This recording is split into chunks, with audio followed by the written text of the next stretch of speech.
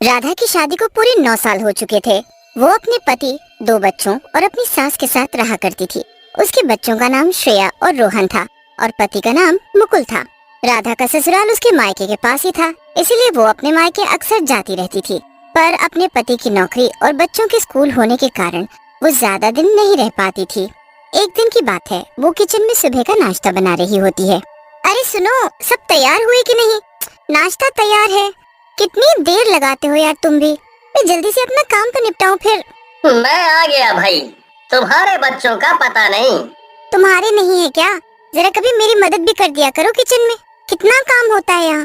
तैयार होने में समय निकल जाता है राधा। ये बच्चे नहीं हुए क्या अभी तक तैयार? हमेशा के इनके यही काम है, फिर जल्दबाजी में नाश्ता भी नहीं करेंगे। जल्दी आओ, देर हो जाएगी। तुम भी ना राधा, हड़बड़ी में काम ठीक से नहीं होता।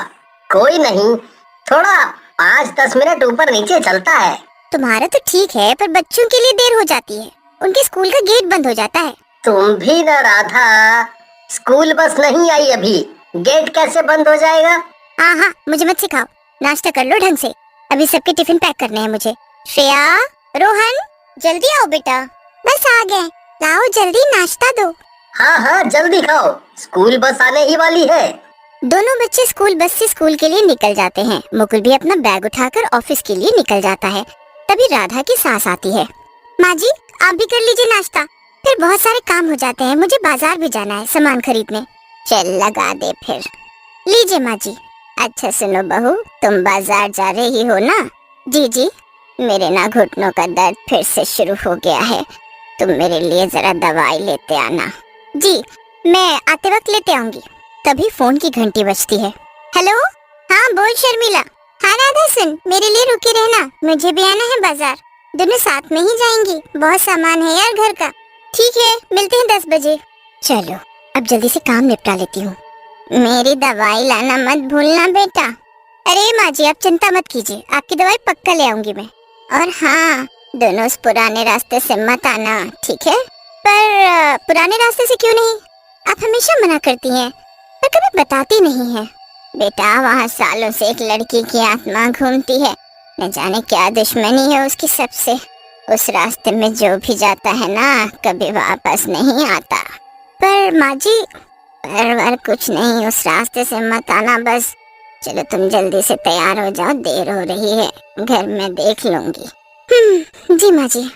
घर का सारा काम निपटाकर राधा बाजार के लिए निकल जाती है। गेट से बाहर निकलते ही राधा देखती है कि शर्मिला वहीं उसका इंतजार कर रही है। कितनी देर कर दी राधा, जल्दी चलो, फिर समय से घर भी तो आना है हमें। अरे हाँ, आ तो गई बस। चल, तेरी तो सास है घर पे, मुझे तो बच्चों को लेने भी जाना होता है स्कूल। हाँ। अच्छा सुन, उस पुराने वाले रास्ते से चलें क्या? अरे तू पागल हो गई है, जानती नहीं क्या वहाँ के बारे में? हाँ, पर मुझे नहीं लगता कि ऐसा कुछ हो सकता है। वो रास्ता सही था, यहाँ से कितनी दूर पड़ता है? आते वक्त आएंगे ना उधर से। ना, मुझे नहीं आना, बड़ा डर लगता है मुझे तो। तू भी ना, मजाक कर रही हूँ। वैसे भी मेरी सास ने तो बिल्कुल मना किया है। राधा और शर्मिला बाजार से सामान खरीदकर घर के लिए निकल जाती हैं। बाजार जाओ तो खर्चा ही खर्चा। अब क्या करें शर्मिला, जरूरी सामान तो लेना ही पड़ता है। बच्चों की अलग अलग डिमांड रोज रोज। स्कूल वाले भी तो न जाने क्या क्या मंगवाते रहते हैं, कभी कुछ। दोनों बातें करते करते कब पुराने रास्ते की तरफ चली जाती हैं, उन्हें पता ही नहीं चलता। वो काफी दूर तक चली जाती हैं। अरे राधा, हम पुराने रास्ते पर आ गए हैं। क्या हुआ? कोई नहीं, जब इतना आ ही गए तो ऐसा करते हैं, इसी रास्ते से चलते हैं आज। ना राधा, वापस चल। अरे तू डरती क्यों है? मैं हूँ ना। शर्मिला डरते डरते राधा के पीछे चलती है कि तभी अचानक राधा को रास्ते पर एक सुंदर सा कंगन दिखाई पड़ता है। अरे शर्मिला देख ना, मुझे क्या मिला? कंगन है? कितना सुंदर है ये, किसका होगा? मुझे नहीं पता, पर ये है तो पक्का कि लोग आना जाना करते हैं यहाँ से, तभी तो किसी का कंगन भी छूटा है। हाँ, पर कोई यहाँ आता जाता दिखता नहीं है। अरे वो सब छोड़, सोने का होगा क्या ये?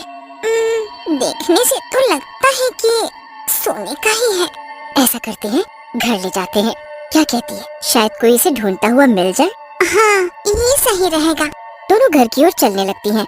अचानक उन्हें लगता है जैसे कोई उनके पीछे आ रहा है। वो पीछे देखती हैं तो कोई नहीं होता। राधा, मुझे कुछ ठीक नहीं लग रहा है, जल्दी जल्दी चल।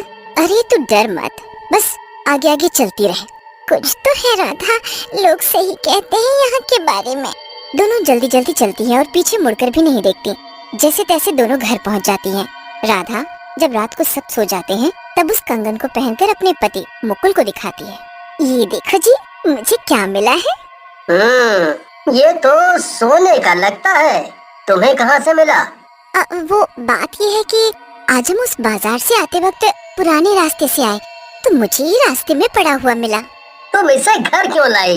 अरे देखो ना, सोने का लगता है, बहुत महंगा होगा।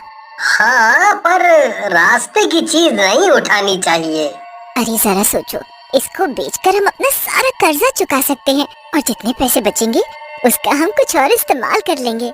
हम किसी और के कंगन को कैसे बेच सकते हैं राधा? ये गलत होगा। हमने चुराया थोड़ी है, मिला है, अभी हमारा ही हुआ ना। अच्छा, अभी सो जाते हैं, कल देखते हैं इसका क्या करना है। राधा कंगन को तकिए के नीचे रखकर सो जाती है। अचानक आधी रात को जब उसकी नींद खुलती है तो उसे अजीब सा लगता है। उसे दीवार में किसी की छाया दिखती है। राधा घबरा जाती है। राधा देखती है कि कमरे में कोई नहीं है। फिर उसे कंगन की याद आती है। तब वो तकिए के नीचे देखती है तो कंगन वहाँ से गायब होता है। ये क्या? मैंने तो रात को कंगन यहीं पर रखा था, फिर कहाँ जा सकता है? अचानक उसके सामने चुड़ैल आ जाती है। राधा, मेरे कंगन को तूने हाथ कैसे लगाया? बोल। कौन है? किसका कंगन?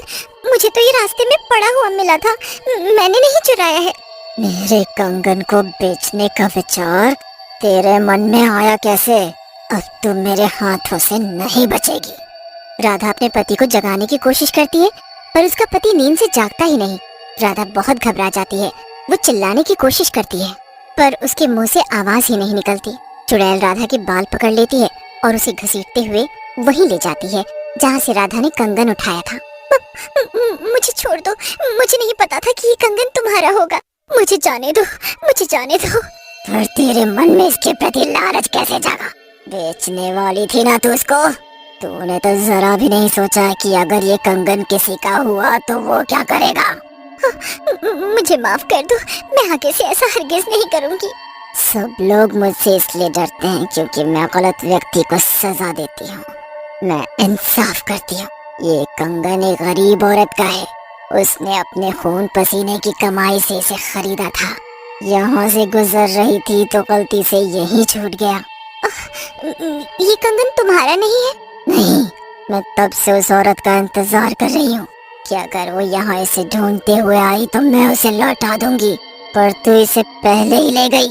चुड़ैल राधा की बुरी हालत कर उसे छोड़ देती है। राधा जब बेढंग कपड़े और बिखरे हुए बाल लेकर घर पहुँचती है तो घर वाले सब उसे देखकर डर जाते हैं। अरे क्या हुआ राधा, तुम्हारी हालत किसने की? तुम्हारी इतनी बुरी हालत कैसे हुई, कुछ बताओगी? और वो कंगन कहाँ है जो तुमने मुझे कल रात को दिखाया था? राधा शर्म के मारे किसी को कुछ नहीं बताती और चुपचाप कमरे में चली जाती है। उसका पति कंगन और राधा के इस व्यवहार के बारे में सोचने लगता है।